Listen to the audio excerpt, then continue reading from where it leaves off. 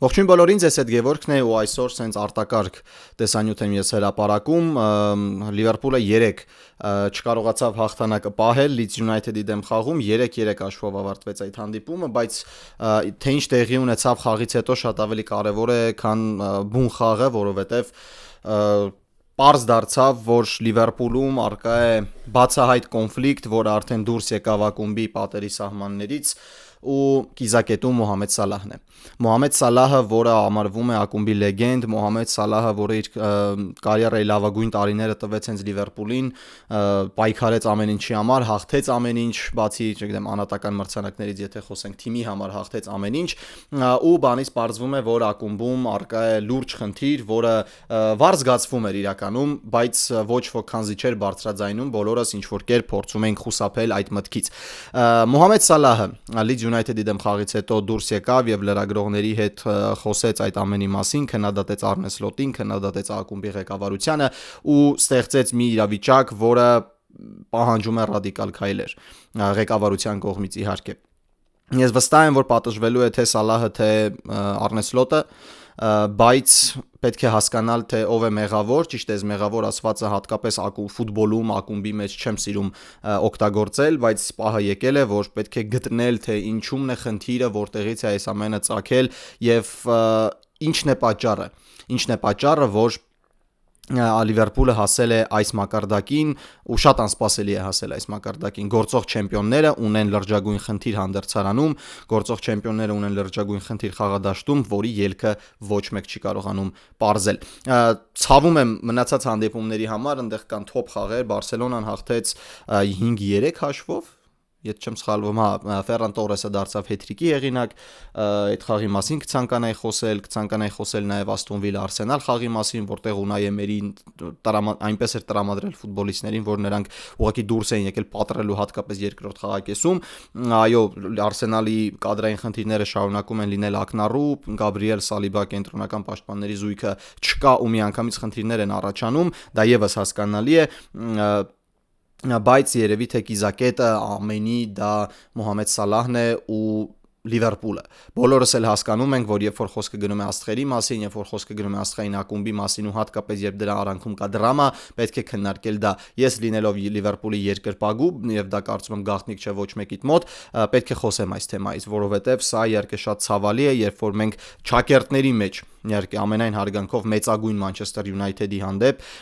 ծաղրում ենք Մանչեսթեր Յունայթեդին նրա կատարած սխալ որոշումների, նրա մոտ ստեղծված խառը իրավիճակի, լեգենդի հետ դրամա եւ այլն, բանից պարզվում է, որ չպետք է ծիծաղած, չպետք է կողքից ճպտաս, որովհետեւ վաղ թե ուշ այդ ցավը կարող է նաեւ հանդիպել քեզ։ Հիմա մենք գտնվում ենք այդ իրավիճակում, ակումբի լեգենդը բախվում է խնդրի, դրա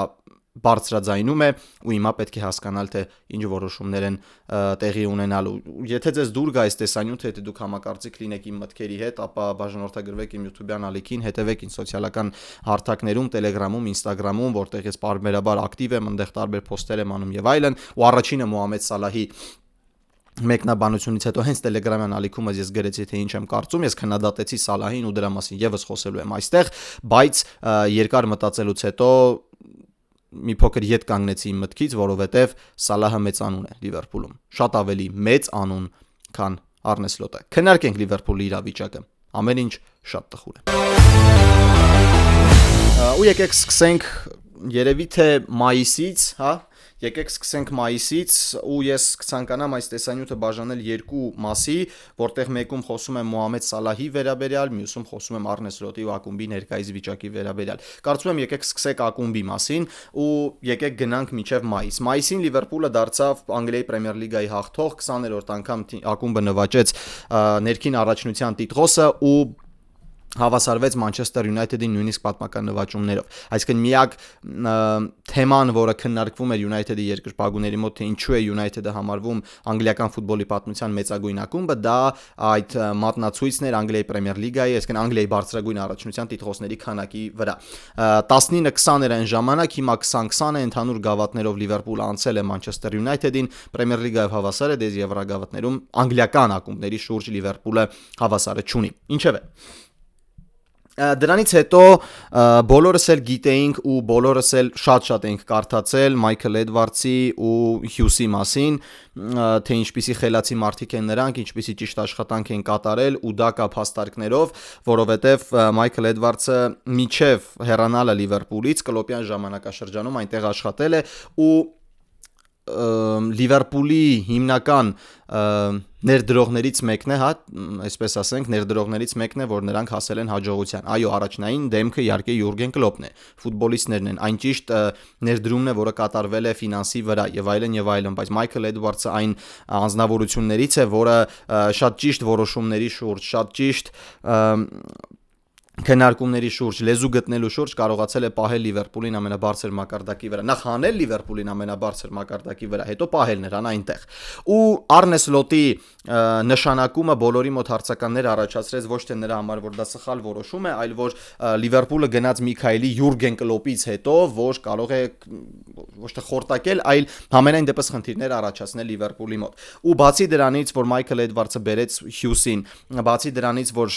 Լիվերպուլը ընդհանրապես ոչ մի տրանսֆեր չկատարեց, այսինքն թղթաբանական առումով երկու տրանսֆեր եղավ Գյորգի Մամարդաշվիլին, որին ձեռք բերեցին, բայց թողեցին Վալենսիայում եւս մեկ մրցաշրջանով եւ Ֆեդերիկո Կիեզան, որը առ այսօր չունի իր տեղը Լիվերպուլի մեկնարկային կազմում ու դա եւս շարունակում է ինձ մոտ հարցականներ առաջացնել, թե ինչու։ Լիվերպուլը դարձավ Պրեմիեր լիգայի հաղթող առանց տրանսֆեր իրականացնելու, Լիվերպուլը դարձավ Պրեմիեր լիգայի հաղթող Յուրգեն Կլոպի մոտիվացիայի արկա քանակից ելնելով, պլյուս դրան եկավ Արնե Սլոտը դետալային փոփոխություններ կատարեց, Լիվերպուլին սարքեց ավելի զորեղ եւ դա փաստ է, ու պլյուս դրան Լիվերպուլի ֆուտբոլիստների ֆանտաստիկ մարզավիճակը, որը նրանք ձեռք էին բերել մինչ մրցաշրջանային հատվածում ու մրցաշրջանի ընթացքում։ Այդ ամենի համագումարը բերեց նրան, որ Լիվերպուլը հաղթեց իր 20-րդ Պրեմիեր լիգան ու դրանից հետո պետք է ուղղակի դոմինացիայի ենթարկվեր։ Եկավ ամառը ու այդտեղից սկսվեցին անհասկանալի որոշումներ կոնկրետ Արնե Սլոտի ու ակումբի ղեկավարության կողմից։ Նայեք, ես խոսել եմ Արնե Սլոտի մասին, թե ինչպես նա պետք է պահեր բալանսը եւ ինչ ճոխ սենյակում նա հայտնվեց չեմպիոնությունը հաղթելուց հետո։ Այսինքն նրան մոտեցան, ասացին, որ դու հաղթեցիր, դու արեցիր, չեմ ուզում ասել անհնարինը, կամ ավելի շատ բարդագույն բաներից մեկը, դու հաղթեցիր Անգլիայի Պրեմիեր լիգան, հիմա խնդրեմ, ում ես դու ցանկանում, մենք քեզ կբերենք, որպեսզի տեղավորվի քո համակարգի մեջ։ Ու Լիվերպուլը դուրս եկավ տրանսֆերային շուկա կատարելով ռեկորդային սահմանի գնումներ ու բերելով թիմ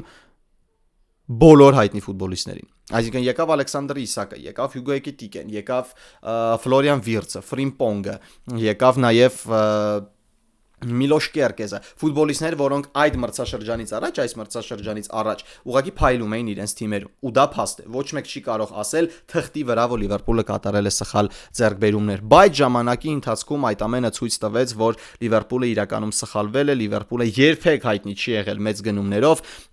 մեկ տրանսֆերային պատուհանի ընթացքում այդքան շատ գնումներով, ու առաջին իսկ մեծ շոփինգը բերեց կրիզիսի։ Ու դա իհարկե ղեկավարության ու Արնե Սլոտի մեղավորությունն է։ Արնե Սլոտի մեղավորությունն է նաև այն վիճակը, որում հիմա հայտնվել է Լիվերպուլը։ Ինչու եմ ես մեղադրում Արնե Սլոտին, որովհետև Արնե Սլոտն է ցանկացել այս ֆուտբոլիստներին, Արնե Սլոտն է բերել ֆուտբոլիստների, որոնցից որոշները չեն համապատասխանում Լիվերպուլյան համակարգին, որոշները, որը գտնվում են 0 ֆիզիկական պատրաստվածությամբ եւ ընդամենը մեկը կամ երկուսը, որը կարող էին ինչ-որ բան փոխել։ Ես կարող եմ նշել այդ երկու ֆուտբոլիստերին, մեկը դա Հյուգո Էկիտիկեն է, որը իրան ճղում է խաղադաշտում ու դառնում է իրականում մարդունավետ, եւ երկրորդը Ջովանի Լեոնին էր, որը մենք մեկ հանդիպում տեսանք նրա մասնակցությամբ, որից հետո շատ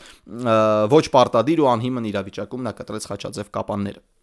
Մնացած բոլոր ֆուտբոլիստների տրանսֆերները ամբողջությամբ ձախողված են ու դա փաստ է։ Ընկերներ, Լիվերպուլը երբեք չի առանձնացել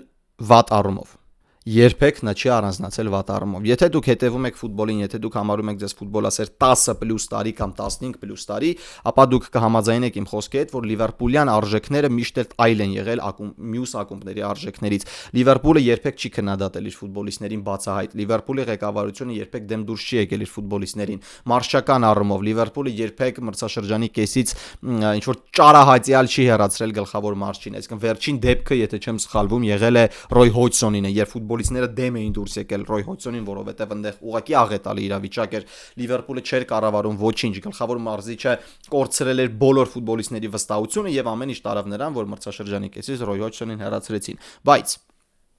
երբ եկավ Յուրգեն Կլոպը, նա բերեց իր փիլիսոփայությունը, նա բերեց իր համակարգը, որից հետո Լիվերպուլը վերադարձրեց այդ փառքն ու համբավը, որը ուներ ժամանակին, վերադարձրեց այդ փառքն ու համբավը, որը պահեց գրեթե 8 տարի, 2016 թվականից սկսած մինչև 2024 թվականը։ Յուրգեն Կլոպը Լիվերպուլին դարձրեց հուշկու։ Յուրգեն Կլոպը Լիվերպուլին դարձրեց մատնացույց արվող ակումբ, թե ինչպես պետք է ակումբը ճիշտ աշխատի, նույնիսկ ունենալով ֆինանսական ոչ համարժեք պայքար։ Հետո բերեց Արնե Սլոտին Լիվերպուլը ու տպավորություն էր, որ ամեն ինչ ճիշտ է։ Բոլորը կարծում են, որ Արնե Սլոտի համար այդ մրցաշրջանը պետք է լինի անցողիկ, որպեսզի նա հետագայում կարողանա կառուցել իր փիլիսոփայության շուրջ այն ֆուտբոլը, որը մենք ուզում ենք տեսնել կամ որը նա է ուզում տեսնել ավելի շատ։ Բայց Արնե Սլոտը եկավ, միանգամից գլխից վերև թռավ, հաղթեց Անգլիայի Պրեմիեր լիգան, ունենալով թիմում լավ ֆուտբոլիստներ, թոփ մակարդակի ֆուտբոլիստներ, լեգենդար ֆուտբոլիստներ Լիվերպուլի համար եւ ինչու ոչ նաեւ համաշխարհային ֆուտբոլի համար, ու այդ ամենի միաձուլումը բերեց այն հաջողությանը, որը հասավ Լիվերպուլը 24-25 մրցաշրջանում։ Բայց եկավ 2025-26 մրցաշրջանը ու Լիվերպուլը գործեց ոչ Լիվերպուլի ոճով։ Նա բերեց ֆուտբոլիստներ տիեզերական գներով, որոնք ոչ մի կերպ չէին համապատասխանում Լիվերպուլի խաղաոճին։ Ես Ալեքսանդր Իսակի մասին, եթե դուք մտնեք իմ Instagram-յան ալիք ու գտնեք այնտեղ տեսանյութ, վստահ եմ կգտնեք Ալեքսանդր Իսակի վերաբերյալ, ես ասացի, որ Լիվերպուլը գնում է շատ մեծ ռիսկի, որը կարող է ունենալ թե դրական թե բացասական կողմը։ Դրական կողմն այն է, որ Լիվերպուլը հաղթի Անգլիայի Պրեմիեր լիգան կրկին դոմինանտ ֆուտբոլով ու հասնի մինչև Չեմպիոնների լիգայի կիսաեզրափակիչ։ Իսկ վատագույն դեպքում դա կլինի այն, որ Լիվերպուլը կձախողվի ամբողջությամբ։ Ցավոք սրտի մենք հասանք այդ կետին, որտեղ Լիվերպուլը ամբողջությամբ ձախողվում է ու այն ինչը կատարվում է Լիվերպուլ ֆուտբոլային ակումբում այս պահին ուղղակի աններելի է երկրպագուի աչքերով։ Լիցի դեմ հանդիպումը կարծում եմ վերջնական ապացույցն էր, որ Լիվերպուլի հանդերձարանում ամեն ինչ չէ որ հարթ է։ Մոհամեդ Սալահը երրորդ հանդիպումն անընդմեջ մնաց պայստայինների նստարանին։ Շատերի կարծիքով դա արդարացված է, շատերի կարծիքով ոչ, որովհետև Մոհամեդ Սալահը լեգենդ է ու Մոհամեդ Սալահը պետք է խաղա, դա նաև պնդում է Մոհամեդ Սալահը։ Բայց եթե նայում ես խաղային առումով, ապա Սալահը այս մրցաշրջանում միայն խանգարում էր Լիվերպուլին ու գոնե 1 կամ 2 հանդիպում պայստայինների նստարանին նա պետք է մնար։ Բայց ախր երբ որ մենք խոսում ենք նման ֆուտբոլիստի պայստայիններին թողնել, այսինքն եթե մենք մատնացույց ենք անում, որ Մոհամեդ Սալահը մեղավոր է, որ համակարգը չի աշխատում, ապա Մոհամեդ Սալահին կազմից հեռացնելուց հետո պետք է համակարգը աշխատի։ Բայց մենք տեսնում ենք, որ Լիվերպուլը Վեսթ Հեմ, Սանդերլենդ ու Լիդս Յունայթեդ այդ երյակի դեմ պայքարում վաստակում է 5 միավոր, հաղթանակը ոչ համոզիչ էր, եւ երկու ոչ ոքիները ուղղակի տխրագույն, տխրահռչակ արդյունք էր Լիվերպուլի համար։ Ընկերներ, Լիվերպուլը Արնե Սլոտը կորցրել է հանդերձարանը։ Իսկ առաջատարները չեն օգնում։ Թիմի ավակի խոսքը կարծես թե այլևս նույնը չէ։ Ֆուտբոլիստները ամեն մեկը ինչ որ խմբով են։ Սուպեր աստղերը շատ են։ Հասկանում եք, սուպեր աստղերը շատ են, որոնց համոզելը շատ բարդ է։ Օրինակ մենք քննադատում ենք Խաբի Ալոնսոին, մենք քննադատում ենք ժամանակին այլ մարզիչների Անտոնիո Կոնտե, Ժոզե Մոուրինյո եւ այլն, մարդիկ, որոնք չկարողացան աշխատել սուպեր աստղերի հետ, բայց փաստը մնում է փաստ, որ այդ ցանկում է դասվում այս պահին նաեւ Լիվերպուլը։ Արնե Սլոտը ոչ մի կերպ չի կարողանում կառավարել հանդերձարանը, երբ թիմում կան նոր ֆուտբոլիստներ, որոնք գնվել են 150 միլիոնով, չի կարողանում կառավարել ֆուտբոլիստների, որոնք ավելի բարձր են անունով, քան Արնե Սլոտը, եւ դա փաստ է։ Օրինակ Ֆլորիան Վիրցին աշխարհում շատ ավելի շատ մարդ է ճանաչում, կամ Ալեքսանդր Իսակին, կամ Արնե Սլոտին, չնայած որ 3-ից մեկը հասել է մեծագույն բարձունքից, մնացած երկուսը ոչ։ Իսկ հիմա Լիվերպուլը հայտնվել է մի աղետալի իրավիճակում, որտեղ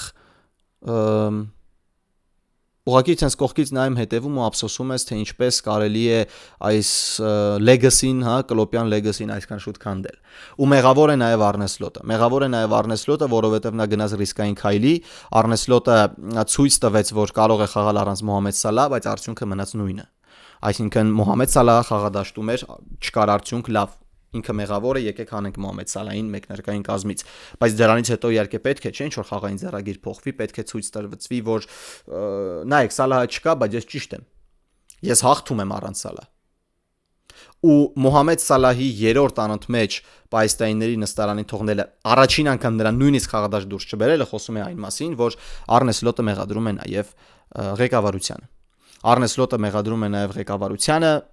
նշելով, որ չպետք է երկարաձգել պայմանագիրը Սալահի հետ, որովհետև եթե Սալահը այս համակարգի մեջ մեղավոր է, ապա ակումբի ղեկավարությունը եւս մեղավոր է, որ նրան տվեց մեծ պայմանագիր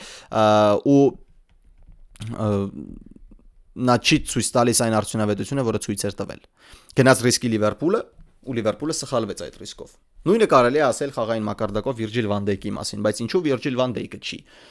դուրս գալիս մեկնարկային կազմից։ Իբրահիմա Կոնատեն, որը խայտարակություն է, ինչի նա շարունակում խաղալ։ Հարցեր։ Ինչու է խաղում օրինակ Կոդի Գակպոն։ Կոդի Գակպոն ամենամեծ Ֆլորիան Վիրց կա, Իսակ կա, մնացածը կան, բայց հավատացեք ամենամեծ հիասթափությունը ինձ համար դա Կոդի Գակպոն է։ Կոդի Գակպոն, որը ունի մրցակցություն այս պայն ձախ եզրում, Կոդի Գակպոն, որը վստահ է ինքը ոնց է խաղալ, ինքը մեկնարկային կազմում դուրս է գալու խաղադաշտ, Կոդի Գակպոն, որը արդյունավետությամբ 0 է, Կոդի Գակպոն, որ խաղի ազդեցությամբ 0 է, շարունակում է մնալ մեկնարկային կազմում։ Միթե Կոդի Գակպոն չէ խնդիրը, կամ միթե Ֆլորիան Վիրցը չէ խնդիրը, միթե Վան Դեյկը կամ Կոնատեն չէ խնդիրը։ Ինչու է Կազյոլ Ատպուշենիա, այսպես ասենք Մոհամեդ Սալահը, մարդ, որը 9 տարի ցույց է տվել թոփ ֆուտբոլ։ Ինչու եմ ես պարբերաբար, հատկապես նախորդ մրցաշրջանից հետո դասում ոչ թե խաղային որակներով ու մագարտակով Կրիշտիանո Ռոնալդոին ու Լիոնել Մեսին, այլ ցույց տված արդյունքով, երկարատևությամբ ցույց տված արդյունքի ես համեմատում եմ Կրիշտիանո Ռոնալդո եւ Լիոնել Մեսիի հետ, որովհետեւ չեմ հիշում վերջին անգամ որ ֆուտբոլիստն է, որ 9 մրցաշրջան անընդմեջ առնվազն 25+ գոլ է հեղինակել ու շարունակել է ունենալ նույն արդյունավետությունը, կապ չունի թե թիմը ինչ մարզավիճակում է գտնվում։ Այսինքն 2020-21 մրցաշրջանը եւս անցողիկ էր Լիվերպուլի համար շատ վատը, 23-24-ը եւս այդքան էլ լավը չէր, բայց Լիվերպուլում Մոհամեդ Սալահը միշտ առանձնացել է իր արդյունավետությամբ։ Ինչպես է դա ստացվում։ Ինչպես կարող է Յուրգեն Կլոպի օրոք 9 տարի ֆուտբոլիստը խաղալ թոփ, հաջորդ տարի նոր մարշի օրոք խաղալ իր կարիերայի լավագույն մրցաշրջանը, իսկ մյուս մրցաշրջանում դառնա մեղավոր Լիվերպուլի արդյունքների համար։ Դա իհարկե խայտարակ վատ է, դա իհարկե չգիտեմ, աններելի ինչ-որ մի բան է ու ես կարծում եմ, որ Արնե Սլոտի ժամանակը եկել է հատկապես այս դրվագից հետո, հատկապես այս դրամայից հետո Արնե Սլոտին ուղղակի պետք է հեռացնել, որովհետև դա փաստում է, որ նա կորցրել է հանդերձարանի թելը, նա չի կարողանում կառավարել այն ֆուտբոլիստներին, որոնք ինքն է ցանկացել, որպեսի բերեն։ Հիմա պետք է սպասել ակումբի ղեկավարության որոշմանը։ Նշված էր, որ այսօր լինելու է արտահերթ քննարկում ու որոշվելու է թե ով է մեղավոր, ով ինչպես է պատժվում։ Այո, ես վստահ եմ, որ Մոհամեդ Սալահը պատժվելու է։ Ես գրեթե վստահ եմ, որ Մոհամեդ Սալահը նույնիսկ հայտարարությունում չի լինելու Ինտերի դեմ խաղում, ինչը եւս լինելու է սխալ։ Բայց Մոհամեդ Սալահի խաղադաշտում լինել չլինելը չի փակում այն փաստը, որ Իբրահիմա Կոնատեն շատ անհիմն իրավիճակում հերթական միավորներն է խլում Լիվերպուլից։ Ոչ մեկ չի կարողանում ինձ համոզել, որ Մոհամեդ Սալահի բացակայությունը կամ ներկայությունը ինչ որ կերպ ազդում էր Ֆլորիան Վիրցի, չգիտեմ, ինչ որ անհասկանալի դիրքավորմանը խաղադաշտում, թե ինչպես է նա գնում կանգնում Մակալիստերի, Ջոնսի, Սոբոսլայի կողքին ու դառնում փաստացի ավելորդ։ Ոչ մեկ չի կարող ինձ համոզել, որ Մոհամեդ Սալահի ներկայություններ, որ Ալեքսանդր Իսակը ամբողջ խաղակեսի ընթացքում ընդամենը 2 անգամ է դիպչում գնդակին։ Ոչ ոք չի կարող ինձ համոզել, որ Մոհամեդ Սալահի ներկայություններ, որ Ջերեմի Ֆրիմպոնգը բյուրեղյա ոտքեր ունի ու նա պարբերաբար վնասվածքներ է ստանում։ Ոչ մեկ չի կարող ինձ համոզել, որ Մոհամեդ Սալահի ներկայությունն է, որ Միլոշ Կերկեսը չի հասկանում Արնե Սլոտի խաղային առաջադրանքները։ Ինչու՞մ է մեղավոր այստեղ Սալահը, որ հենց նա է մնում պայստայինների նստարանին։ Ինչու՞մ է մեղավոր Մոհամեդ Սալահը։ Ինչպես կարող է մի համակարգ, որ աշխատում էր Անթերի նախորդ մրցաշրջանում, այս տարի ոչ մի կերպ չաշխատի։ Ինչպես կարող է դա լինել։ Միթե Մոհամեդ Սալահն է մեղավոր, որ Լիվերպուլը Անգլիայի Պրեմիեր Լիգայում երկրորդ ամենաշատ գոլ բաց թողած թիմն է ստանդարտներից։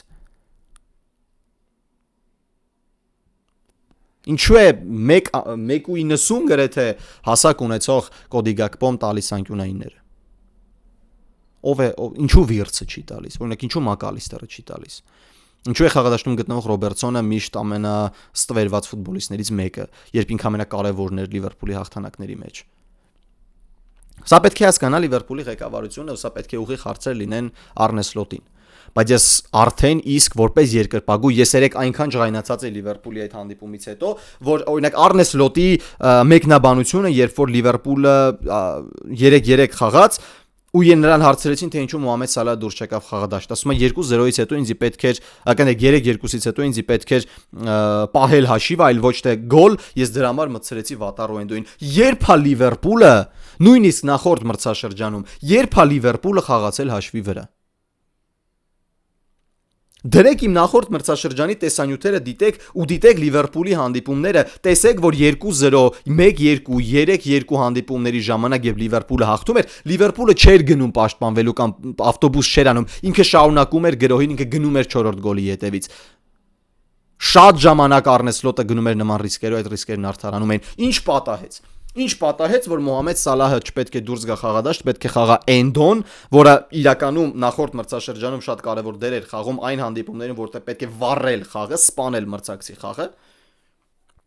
Բայց մեզ պետք չէ գոլ, մեզ պետք է պաշտպանվել։ Լիցի դեմ Լիցը որ չգիտեմ, հատակին է գտնվում Պրեմիեր լիգայի մրցաշարային աղյուսակի։ Չնայած Լիվերպուլն էլ է 12-րդ հորիզոնականում։ Լիվերպուլը կատարելով 500 միլիոնի տրանսֆեր գտնվում է 12-րդ հորիզոնականում։ Միթե դա ընդունելի է։ Դա անընդունելի է։ Ես թքած ունեմ համակարգի վրա, ես թքած ունեմ մարտավարության վրա, ես թքած ունեմ ամեն ինչի վրա։ 500 միլիոն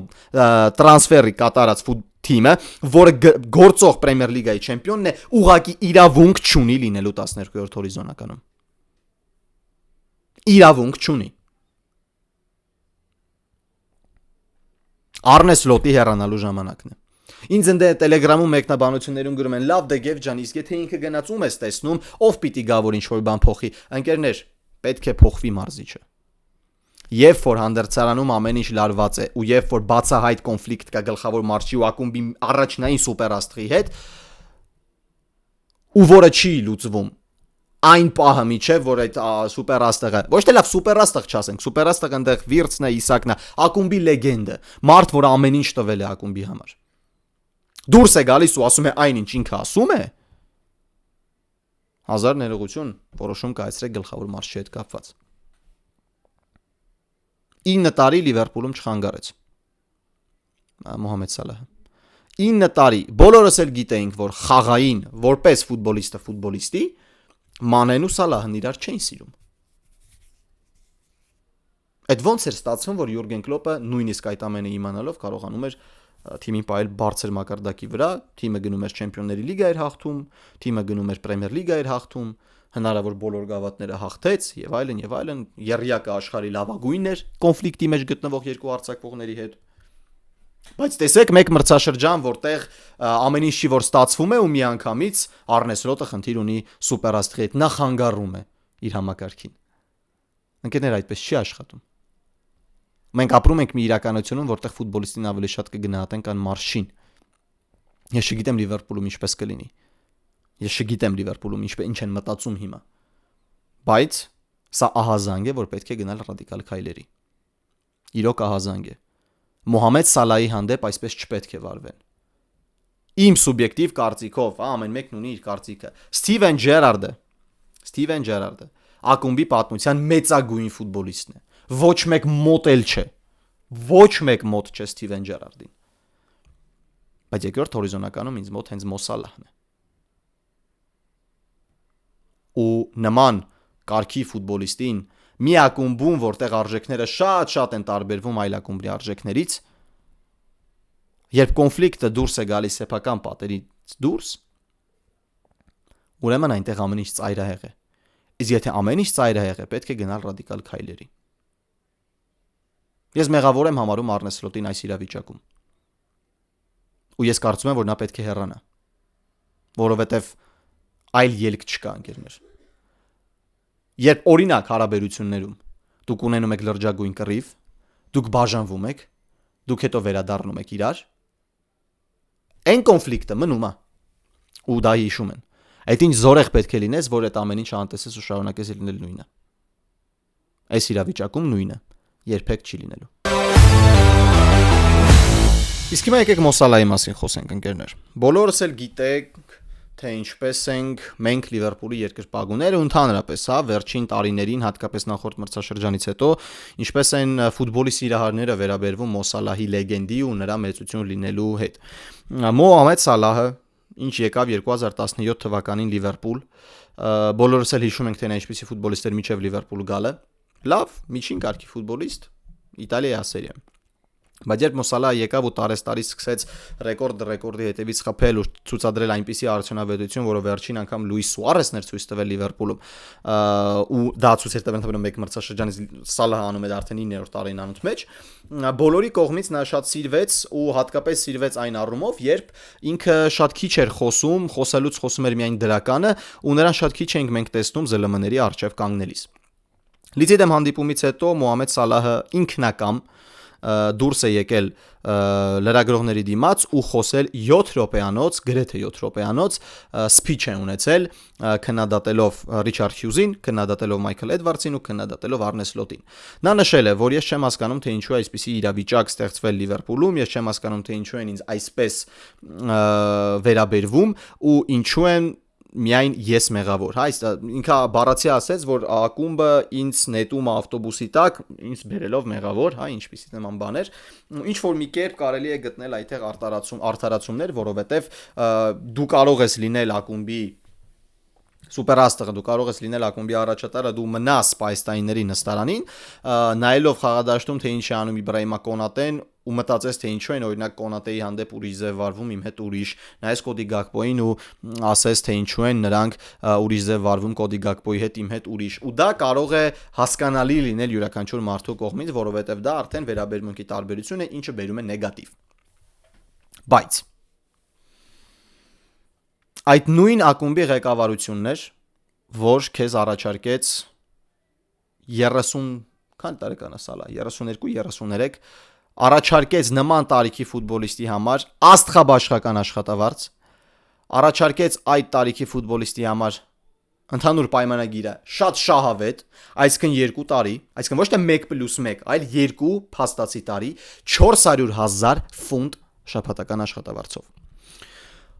Ու ինչն է հետաքրքիր ընկերներ, որ օրինակ հիմա բոլորը պաշտպանում են Մոհամեդ Սալահին, ասելով, որ նա լեգենդ է, ես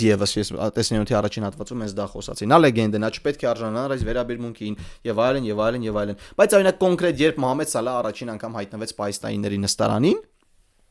դա Վեսթհեմի հետ հանդիպումն էր։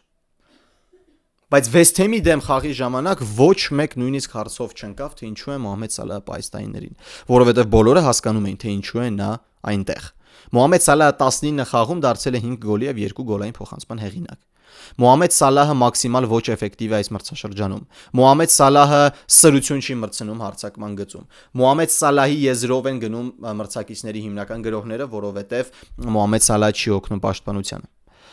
Այս ամենից ելնելով կարելի էր կարծիք կազմել ու կարելի է եզրակացնել, թե ինչու է Մոհամեդ Սալահը պայստայինների նստարանին։ Ու երբ դու տեսնում ես այդ տեսանյութը, ընկերներ, դու վառ նկատում ես, որ նույնիսկ լրագրողները չէին սպասում այդ ամենին,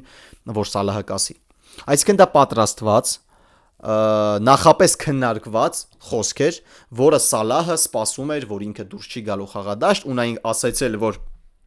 գիտեք ինչ կա, ես չեմ խաղալու, ես գիտեի, որ ես չեմ խաղալու ու ես մամայիս եմ զանգել, ասել, որ ես դուրս չեմ գալու խաղադաշտ։ Դրանից հետո նա դուրս է գալիս, Դոմինիկ Սոբոսլայի ասացից հետո, որ ինչ կա հանդերձարանում, մնում է հանդերձարանում, պարզվում է, որ դա այդպես չէ, Մոհամեդ Սալահը դուրս է գալիս ու ամեն ինչ ասում է լրատվամիջոցներին, հանրությանը։ Դա կոպտագույն սխալ է ակումբի ղեկավարության, ակումբի անվան հետ։ Լավ, թքած ղեկավարության վրա, թքած Արնե Սլոտի վրա, ակումբի անվան հետ։ Երբ որ դու ասում ես, որ ես անչափ շատ եմ սիրում այս ակումբը, ես ամեն ինչ տվել եմ այս 9 տարվա մեջ այս ակումբին եւ այլն, այո, բոլորը դա գնահատում են, բայց միթե սա ակումբին մատնել չէր։ Միթե սա սխալ քայլ չէր Սալահի կողմից։ Ես կարծում եմ, որ սա սխալ քայլ էր Սալահի կողմից։ Մեծագույն սխալ։ Ու ասել, որ այս խոստովանությունը ինչ որ կերպ օգնեց իրավիճակին, ոչ, նա ավելի սրեց իրավիճակը։ Ու երբ որ ասաց, որ ես ունեի լավ հարաբերություններ գլխավոր մարշի հետ ու հանկարծ հարաբերություններն ամբողջությամբ քանդվեցին, այս հարցազրույցից հետո, այս խոսքերից հետո վստահաբար քանդվեց ամբողջ հարաբերությունները։ Մոհամեդ Սալահը մեծագույն ֆուտբոլիստ է, ընկերներ։ անգլիական ֆուտբոլի համար, համաշխարհային ֆուտբոլի համար մեծագույն ֆուտբոլիստ է։ Ու նա միշտ համարվել է նաև մեծագույն ֆուտբոլիստ, որովհետև երբեք նման սկանդալների, նման դրամաների առաջ չի կանգնել։ Երբեք։ Սա ինքնական որոշում էր։ Ինքնական հիմար որոշում։ Թե ով է նրան հուշել, որ այսպես պետք է անի, նրա PR թիմը, նրա մարքեթինգի թիմը, ով է նրան հուշել, նրա, չգիտեմ, ընկերներ ասել են գնա, խոսիր ԶԼՄ-ի հետ, ցույց տուր, որ դու ունես կոնֆլիկտ։ Դա հիմար քայլ էր Մոհամեդ Սալահի կողմից։ Լիվերպուլն իր պատմության մեջ ուզում եմ մտաբերել բացառություն, բայց չի եղել դեպք, որ նման իրավիճակներում կանգնի ֆուտբոլիստի կողքին։ Ես չեմ հիշում նման իրավիճակ։ Ստիվեն Ջերարդին այլ է։ Ստիվեն Ջերարդը չուներ խնդիր մարշի հետ։ Ու Ստիվեն Ջերարդն էլ հավատացեք այլ ֆուտբոլիստ է Լիվերպուլի համար։ Նա ուներ ցանկություն տեղափոխվելու այլ թիմ, բայց սերը ակումբի հանդեպ նրան ստիպեց մնալ Լիվերպուլում։ Եթե չգիտեք, 2007-ի Չեմպիոնների լիգայից հետո, տոլի 2005-ի Չեմպիոնների լիգա, 2005-ի Չեմպիոնների լիգայի եզրափակչից հետո Ստիվեն Ջերարդը ուզում էր հեռանալ Չելսի։ Մադրիդի Ռեալել նկար առաջարկների մեջ, բայց քանզի Մադրիդի Ռեալի երկրպագուները որ ֆուտբոլիստը չի տեղափոխվում Մադրիդի Ռեալ ասում են իրա չենք հետաքրքրվեմ ենք։ Մի պահ ա եղել հետաքրքրություն, առաջարկը չի եղել, դա Ռեալի ոճի մեջ է ինչ որ է։ Ջերարդը քիչ էր մնում տեղափոխվեր Չելսի, բայց չտեղափոխվեց մնաց Լիվերպուլում ակումբի սիրո հանդեպ։ Մոհամեդ Սալահը ոչ պակաս մեծանուն է, որը գնաց շատ ռադիկալ ու շատ սխալ քայլի։ Այսպես չպետք է վարվել ակումբի հետ։ Ինչպես Սալահի հանդեպ չպետք է այսպես վարվել, Սալահն էլ այդպես չպետք է վարվի ակումբի հետ։ Հիմա ակումբի ղեկավարությունը պետք է կայացնի հստակ որոշում՝ կանգնել ֆուտբոլիստի կողքին, թե կանգնել մարշի կողքին։ Ու սա շատ դժվար որոշում է։ Որովհետև Սալահը այդպես էֆեկտիվ չէ, տպավորություն է, որ Սալահը մարող աստղ է, ու Սալահի ապագան Լիվերպուլում այս պայն հարցականի տակ է։ Նա նույնպես դա նշեց, ասեց վերջին խաղը միջև Աֆրիկայի գավաթ, Ավկոնը Բրայթոնն է, տնային խաղ է։ Գուցե դա այն վերջին հանդիպումը լինի Էնֆիլդում։ Նման արտահայտությունները միայն բերում են ուլտիմատումի մտքեր։ Կամ ես, կամ Սլոտը։ Իսկ ղեկավարությունը պետք է որոշի, կամ Սալահը, կամ Սլոտը։ Չգիտես խի մտավախություն ունեմ, որ Լիվերպուլը կանգնելու է Սլոտի կողքին։ Իսկ Սալահը ձմռանը կտեղափոխվի Սաուդյան Արաբիայի լիգա։ Արդեն նշվում է, որ Ալ-Հիլալը ակտիվ հետևում է, սկսել է բանակցությունները Սալահի հետ եւ այլն, բայց վստահեցնում եմ ձեզ, որ Լիվերպուլը 20 միլիոն, 30 միլիոն նման թվերով չի տալու Սալահին։ Պետք է շատ վճարել Սալահի համար։ Չգիտեմ, խի եմ կարծում, որ Սլոտն է հաղթելու այս պատերազմում, որը հրահրեց ի դեպ Սալահը։ Որովհետև երբ որ Արնե Սլոտը նրան թողեց պայստայինների նստարանին, ոչ մեկի մոտ, ես կրկնում եմ, հարց չառաջացավ ինչու։ Հարցեր են առաջանում, թե ինչու է Կոնատեն խաղում։ Հարցեր են առաջանում, թե ինչու է Գակպոն խաղում։ Դա իհարկե ուրիշ թեմա է, որի պետք է քննադատել Սլոտին։ Արդյունքի համար մեղավոր է Սլոտը։ Բայց ախր Սալահը եւս մեղավոր է էֆեկտիվության առումով։ Նման մարած Սալահ ես երբեք չեմ տեսել։ Նման անպետք կոպիտ է հնչում, բայց անպետք Սալահ ես չեմ տեսել շատ երկար ժամանակ։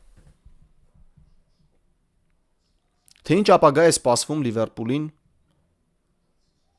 հատկապես Մոհամեդ Սալահի օրոք, շատ բարդ է ասել։ Բայց լուծումը կգտնվի առաջիկա օրերի ընթացքում։ Ու ինչը ամենաշատը ինձ զայրացրեց, ընկերներ, ամենաշատը ինձ զայրացրեց, երբ որ Մոհամեդ Սալահն ասաց, որ ես չպետք է ամեն անգամ ապացուցեմ, որ մեկներկային կազմում տեղ ունեմ, ես արժանացել եմ դրան, ընկեր։ Դու Մեսին չես, ու դու Ռոնալդուն չես։ Հատկապես,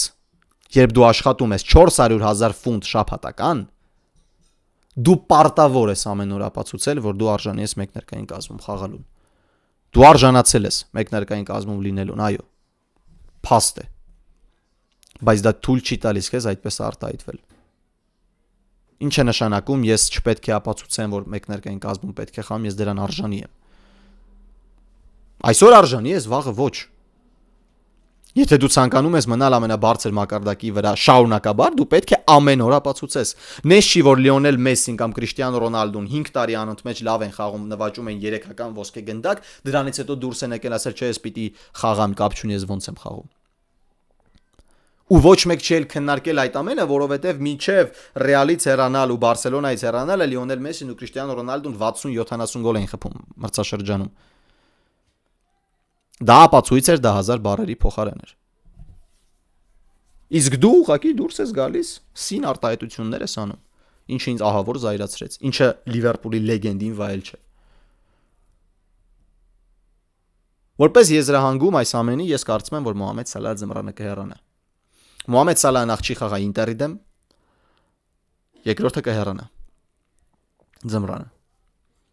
Շատ ցավալի է, որ ակումբի լեգենդի ավարտը կարող է ունենալ այսպես։ Այսինքն ոնց եղավ Ջերարդը, հա, Ջերարդին ամբողջ Էնֆիլդը շնորհակալություն հայտնելով եւ այլն եւ այլն։ Ու նման բան էլ կար, երբ բերեցին Սուարեսի գումարով Ռիկի Լամբերտ, Ադամ Լալանը, Բալոտելի ու կրկին մեղավոր էր Ջերարդը։ Բայց Ջերարդը այլ կերպ ընդունեց այդ հարցը։ Գրեթե նույն պատմություններ, այլ կերպ ընդունեց այդ հարցը։ Նա իրեն պայեց Լիվերպուլի լեգենդի վայել, նա ինքնական որոշեց գնալ Լիվերպուլից։ Իսկ այստեղ Սալահը փորձում է մեն իշխանություն, որը ես չեմ կարծում, որ կանցնի Լիվերպուլի ղեկավարների մոտ։ Ռիչարդ Հյուզն ու Մայքլ Էդվարդսը կորոշեն։ Բայց ես չեմ հավատում, որ Սալահը կհաղթի այս պատերազմում։ Գրեք մեկնաբանություններում ձեր կարծիքը այս պատմության վերաբերյալ, շատ հետաքրքիր է իմանալ, թե դուք ինչպես եք մտածում այս դրամայի շուրջ, բայց կարծում եմ, որ Լիվերպուլում վատ օրերը դեռ շարունակվելու են։ Եթե շատ արագ ամեն ինչ լուծվեց, ուրեմն շատ ավելի լավ։ Սլոտին պետք է հանել ձեռագիր չունենալու, արդյունքները չունենալու ու խաղային մակարդակը չպայելու համար, իսկ Մոհամեդ Սալահը կարծում եմ կգնա, որովհետև Մոհամեդ Սալահը Լիվերպուլյան հոգի ունի, բայց իրեն այդպես չդրսևորեց։ Այսօրվա համար այսքանը ընկերներ, շնորհակալություն տեսանյութը դիտելու համար։ Ես կարծում եմ, որ մենք ունենանք տեսանյութ արդեն Չեմպիոնների լիգայի խաղային 5-րդ մրցափուլի ավարտից հետո եւ կքննարկենք, թե ինչ այնտեղ տեղի ունենում։ Շատ հետաքրքիր է լինելու Ինտեր Լիվերպուլը։ Անչափ հետաքրքիր, որովհետեւ Սլոտին պետք է արդյունք, Սալահը չգիտենք կլինի թե չի լինի, բայց այդ ամենի մեջ բոլորը թքած ունեն։ Պետք է հաղթել։ Ձեզ հետ Գևորգ Մալաքյանն էր։ Հաջողություն։